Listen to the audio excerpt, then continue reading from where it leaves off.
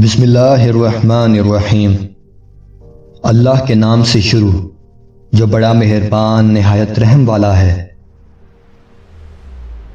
معزز ناظرین، ہمارے عظیم ترین یادگار دنوں میں سے یہ 6 ستمبر کا دن ہے۔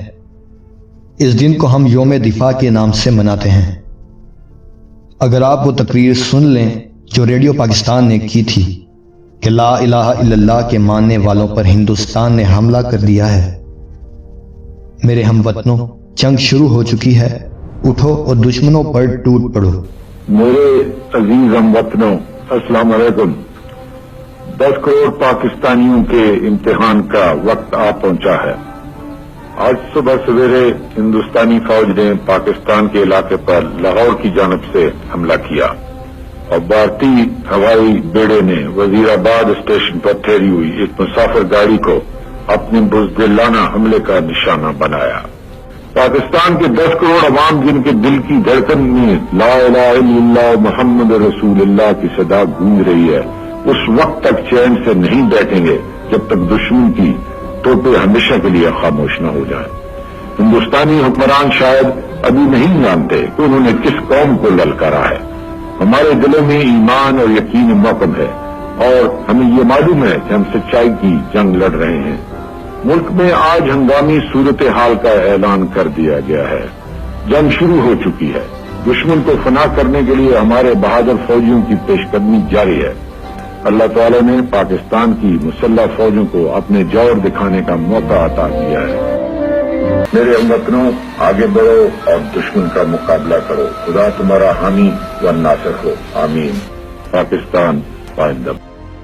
پاکستان کی پوری قوم اللہ اکبر کا نعرہ لگا چکی تھی۔ ہندوستان کی فوج نے 6 ستمبر کو رات کی تاریکی میں لاہور پر حملہ کیا۔ ان کے جرنیل نے یہ بھڑک ماری تھی کہ ہم 11 بجے تک لاہور کے جم خانہ میں بیٹھ کر شراب پئیں گے اور بدماشی کی محفل سجائیں گے۔ دشمن 5 گنا بڑا تھا ہم سے اور اچانک اتنا بڑا حملہ کرتا ہے کہ ایک حملے میں 500 ٹینک استعمال کیے جاتے ہیں، اور جب سیالکوٹ پر حملہ ہوتا ہے تو وہاں بھی حملے میں 500 ٹینک استعمال ہوتے ہیں۔ لاہور اور سیالکوٹ یہ دونوں سرحدی شہر ہیں ہمارے، اور حال یہ تھا کہ Pakistan totally God by surprise تھا۔ آپ کو واقعہ سناتے ہیں۔ یہ واقعہ سن کر آپ کو اندازہ ہوگا کہ 6 ستمبر کو ہم اتنے رومانٹک طریقے سے کیوں مناتے ہیں، اور 65 کی جنگ میں ایگزیکٹلی ہوا کیا تھا۔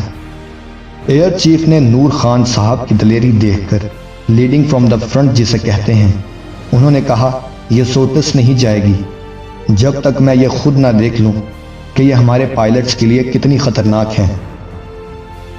پاکستان کی فوج وہ عظیم ترین فوج ہے جس میں فوجی آفیسرز کا کیجویلٹی ریٹ بہت زیادہ تھا، اس لیے کہ ہمارے آفیسرز آگے بڑھ کر لیڈ کرتے ہیں۔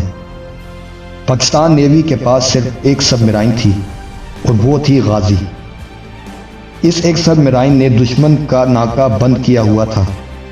پاکستان کی نیوی آگے بڑھ کر گئی اور دشمن کے ٹھکانے تباہ کر دیے۔ جب سیالکوٹ پر حملہ ہوا تو توپیں فٹ کر دی گئی تھیں اور بڑے بڑے ٹینک لا کر کھڑے کیے ہوئے تھے۔ یہ وہ وقت تھا جب پاکستان کی فوج جوابی حملہ کر رہی تھی۔ ایسے معجزات دیکھے گئے جس کے بڑے بڑے آفیسرز جنرلز عینی شاہد ہیں، بلکہ معجزات پر بڑی بڑی کتابیں بھی لکھی گئی ہیں جن میں ان معجزات کا ذکر کیا گیا ہے۔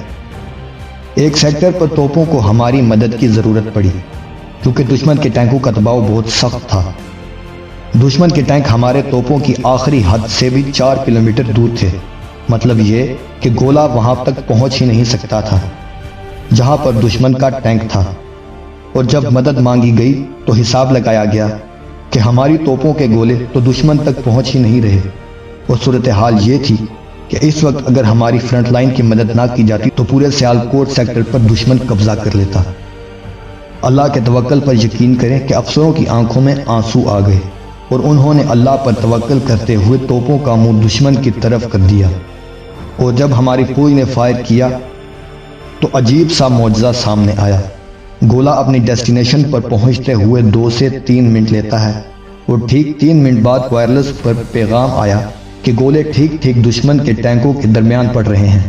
واقعی یہ ایک معجزے کی بات تھی، اور اس بات پر یقین کرنا مشکل تھا، اور ہماری فرنٹ لائن نے جو مورچے آگے ہوتے ہیں وہاں سے نعرہ تکبیر کی آوازیں سنائی دینے لگی، اور یہ آوازیں آنے لگی کہ گولے ٹھیک ٹھیک ٹینکوں کے درمیان گر رہے ہیں، اور ہماری توپوں سے جو گولے برسائے جا رہے تھے ان کی حد سے دشمن کے ٹینک 3 یا 4 کلومیٹر دور کھڑے تھے۔ نہ اس سے پہلے ہماری توپوں نے اتنا دور فائر کیا اور نہ اس کے بعد کیا۔ گویا جب اللہ کی مدد کی ضرورت تھی تو اللہ نے اپنی مدد بھیجی۔ یہ واقعات ہزاروں کتابوں میں لکھے گئے ہیں، اور ایسے کئی واقعات ہوئے ہیں۔ آپ ممتاز مفتی کی کتابیں اٹھا کر دیکھ لیجئے، الگ نگری دیکھ لیں، تلاش دیکھ لیں۔ ممتاز مفتی لکھتے ہیں کہ جب 65 کی جنگ شروع ہوئی تو مسجد نبوی میں لوگوں نے حضور پاک کا دیدار کیا۔ لوگ کیا دیکھتے ہیں کہ حضور پاک صلی اللہ علیہ وآلہ وسلم جنگی لباس میں ہیں، اور ان کے ساتھ جنگ بدر کے شہداء ہیں، اور پاکستان کی مدد کے لیے تیار ہیں کہ پاکستان پر حملہ ہوا ہے اور ہم نے اس کا دفاع کرنا ہے۔ اور یہ بات ممتاز مفتی نے لکھی ہے، کتابوں میں چھپی ہے اور اخباروں میں چھپی ہے۔ یہ باتیں ہم اپنی طرف سے نہیں بنا رہے۔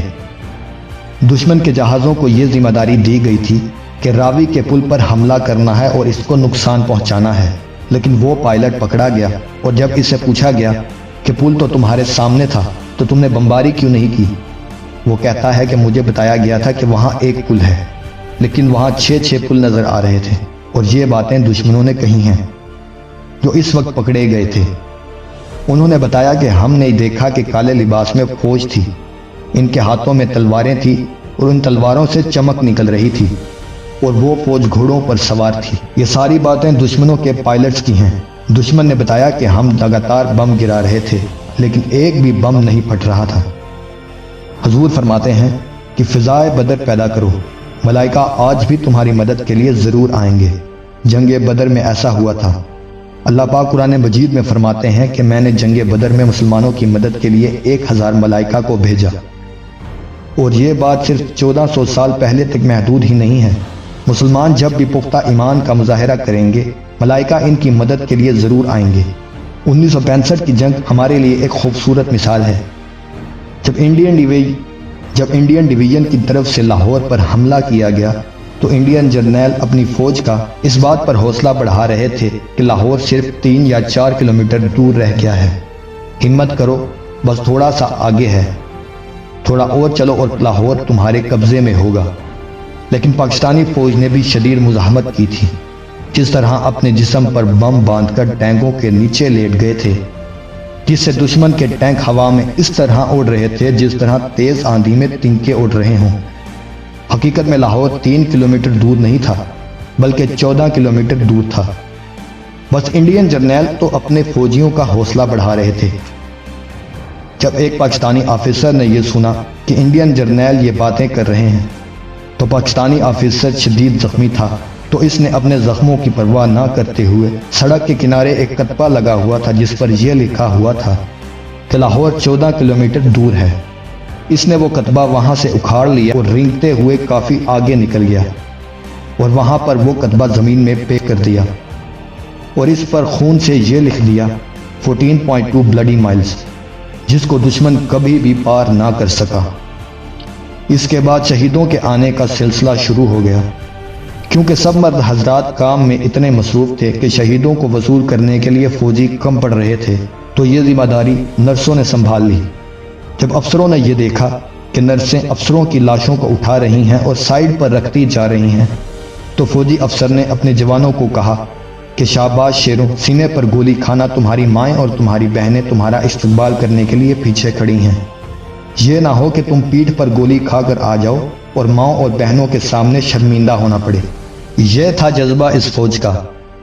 سب نے وہاں اس وقت قسمیں کھائیں کہ ہم سینے پر گولی کھائیں گے اور شجاعت سے لڑیں گے۔ ایک وقت ایسا بھی آیا کہ جب دشمن کے ٹینک ہمارے توپ خانے کے بالکل قریب آ چکے تھے اور اب براہ راست ٹینکوں کی جنگ ہونے والی تھی۔ کہا جاتا ہے کہ یہ دوسری جنگ عظیم کے بعد پاکستان کی سب سے بڑی ٹینکوں کی جنگ تھی جو سیال کوٹ میں لڑی گئی۔ باقاعدہ آفیسر نے یہ کمانڈ دی کہ اے کے اپ لوڈ اور اے پی لوڈ، یعنی ایکسپلوسیو شیل نکال دو اور ہیوی ایکسپلوژن کرو، یعنی ٹینکوں کی براہ راست لڑائی ہونے والی ہے، اور یہ ایسا موقع ہوتا ہے کہ جب آر یا پار ہوتا ہے۔ اور ٹھیک موقع پر دھندیں آ گئی اور دھندوں کی وجہ سے دشمن کا ٹینک وہاں رک گیا۔ اللہ تعالیٰ نے دشمن کی فوج پر خوف طاری کر دیا اور پاک فوج کے جوانوں نے اور عوام نے بھی اپنے جسموں پر بم باندھ کر ٹینکوں کو اس طرح اڑایا کہ جس طرح ہوا میں تینکے اڑتے ہیں۔ ایسی کیا چیز تھی جس نے مسلمانوں کو یہ کرنے پر مجبور کر دیا؟ یقیناً یہ وہ کلمہ تھا، وہ کلمہ جو ہمارے دلوں کی دھڑکنوں میں ہے۔ یہی وہ جنگ تھی جسے مسلمانوں نے اپنے ایمان، اپنے اتحاد اور اپنے جذبے کی بنا پر جیتا اور پاکستان کو ہمارے حوالے کیا۔ معزز ناظرین، اسے چھوڑ کر نہ جانا، اس میں ہمارے بزرگوں کا خون شامل ہے۔ معزز ناظرین، یہاں پر ہماری ویڈیو کا اختتام ہوتا ہے۔ امید کرتا ہوں کہ آپ کو یہ ویڈیو پسند آئی ہوگی۔ مزید ویڈیوز دیکھنے کے لیے اس ویڈیو کو لائک کریں، ہمارے چینل کو سبسکرائب کریں اور ساتھ میں موجود بیل آئیکن کو بھی پریس کر دیں تاکہ ہر آنے والی ویڈیو کا نوٹیفیکیشن آپ کو بروقت ملتا رہے۔ انشاءاللہ ملاقات ہوتی ہے اگلی ویڈیو میں، تب تک کے لیے خدا حافظ۔